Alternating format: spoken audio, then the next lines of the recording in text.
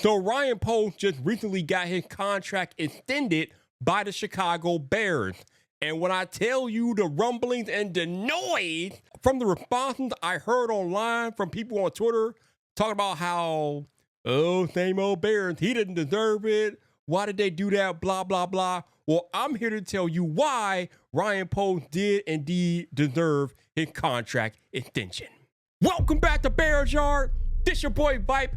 And the first thing that people will bring up as it relates to Ryan Poles and why he did not deserve his contract extension, his record as GM, like he's out there coaching the players. But anyway, I digress.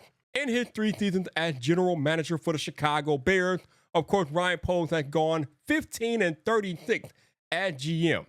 But here's the thing. You can completely throw season 1 out of the window. Why? Because Ryan Poles came into Chicago with a plan of a complete rebuild, not some quick overnight fix. He wanted to tear the team down to the studs and then build it back up. So what did he do? He got rid of old, aging, successful veteran players. He traded Roquan Smith and Khalil Mack, different things like that. But in 2022, the team was so podunk that you had Justin Fields throwing to Dante Pettis, Byron Pringle, and Equanimous St. Brown. Like, that was his receiver core. Legit. So, you got to throw season 1 out of the window. And then, obviously, season 2 with Matt Eberflus going 7-10. And then season 3, we know what happened last season. But the other reason why I feel like Ryan Poles' record doesn't reflect the job that he's done is because, unfortunately, he hired a lame head coach, a guy who was a generational loser as an NFL head coach in Matt Eberflus. The man could not win his way out of a paper bag if you gave him directions, okay? So, unfortunately, that is a check against Ryan Poles for hiring Matt Eberflus, but most NFL GMs do get 2 head coaches, so now we got Ben Johnson here. We'll have to see how that goes. You're watching Bears Yard, your home of opinionated Chicago Bears talk, Monday through Friday, right here on YouTube. So if you don't want to miss an episode, hit that subscribe button. The other cool thing about Ryan Poles and the way that he has reconstructed the Chicago Bears is in some of the contracts that he has signed. Cole Kmet got a nice little contract. I think it was 4 years, $50 million, right? Jalen Johnson got a nice team-friendly contract. Look at the contract that Sauce Gardner signed with the Jets today. $120 million. I don't think Jalen Johnson's contract is as near like that, and he's a better player right now than Sauce Gardner. And then look at what Kansas City just did with Trey Smith, making him the highest paid guard in NFL history, and compare that to what Ryan Poles was able to do with Joe Thuney, extending him for 2 years, $17 million per. I think Ryan Poles probably, at least in the short run, got the better end of that deal because most people regard Joe Thuney as the best guard in the league. So when you think about the deals that Ryan Poles has done in his tenure, the contracts, they are very team-friendly and very cost-effective for the Chicago Bears. And I know a lot of y'all probably don't care about that being fans of the team, but when you are running an organization and you are trying to keep that organization relevant for the long term, these business moves are very important. And Ryan Poles has made moves to keep the Bears relevant for the next few years. Then we get into the vaunted, that will forever be talked about, Carolina Panthers trade, where he traded the Bears' #1 pick back in 2023 to the Panthers for a boatload of picks and DJ Moore. And ultimately, that trade ended up resulting in the Chicago Bears drafting the most talked about quarterback since Andrew Luck, #1 overall, Caleb Williams.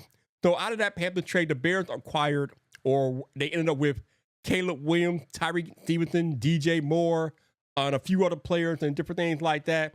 And obviously, if you look back at who won the trade, the Bears won that trade by a landslide. The internet calls it a fleecing of the Panthers. So let's think about where we are today compared to where we were when Ryan Poles first came in. So as I said earlier in the video, he tore the team down. We had Walmart wide receivers out there Justin Fields was forced to throw to. But here we are in year 4 of Poles' tenure.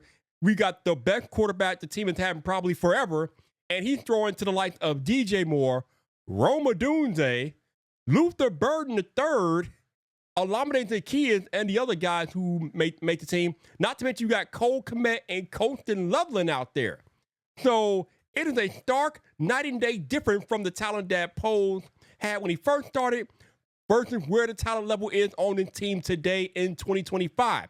That is a GM doing his job, executing his plan to perfection. Again, tearing this team down to the studs and building it back up. The Bears have enough talent to compete with anybody in the NFL. They were a lot better than their record indicated last year. But again, with the poor generational loser at head coach, unfortunately, things did not work out that way for the Bears. But now that we have one of the smartest offensive-minded people in Ben Johnson coaching his team with the all-star staff that he has brought along with him and the increase in talent from free agency in the draft this year, I think you're going to see a lot better Chicago Bears team on the field as opposed to years past. And you cannot escape the fact that Ryan Poles is going to deserve a lot of credit for that when you see the Bears start winning a lot of games this year because his rebuild plan kind of went perfectly. Now, not to say he didn't make some mistakes along the way, because of course he did. The Chase Claypool, the Nate Davidson, the Ryan Bates of the world, those were all mistakes, right? I mean, we can all agree those are mistakes. But for all of that, you got the Joe Toonies out there. You got the Andrew Billings out there. You have the Coleman Shelton. I mean, he was all rightish. I mean, I wouldn't say he was a mistake. So he had some hits as well. And obviously, we won't get into his history with third-round draft pick because it's not that great. But then you got the Kyler Gordons and Jaquan Brickers. You got the Roma Dunze, the Caleb Williams. You got the Darnell Wright. So again, he's had about as many hits as misses. And, you know, you're going to have that as a GM. Now, does he need to do better with the later rounds in the draft moving forward? Yes. But again, now that we have Ben Johnson and his coaching staff in place, hopefully that will begin to improve now that he has better football people around him to help him make those decisions moving forward. What Ryan Poles has done in the past 3-4 years now is put the Chicago Bears in a Super Bowl window, folks. Caleb Williams' rookie contract is now a Super Bowl window with all of the acquisitions and draft picks that have been made up until this point. Again, we have so much talent on the team. The division has taken a hit with the Detroit Lions losing their top two coordinators. The Vikings are starting a rookie quarterback, and the Packers are in limbo field, not Lambeau field. They're in limbo field. It is time for the Bears to step up and strike. And I believe that we will strike here in 2025. I told you guys in the previous video that we are about to take the North and not give it back in 2025. But let me know, do you still feel like Ryan Poles did not deserve his extension after listening to everything that I said? Drop a comment, and if you want more Bears thoughts and opinion from me, check out that video right there.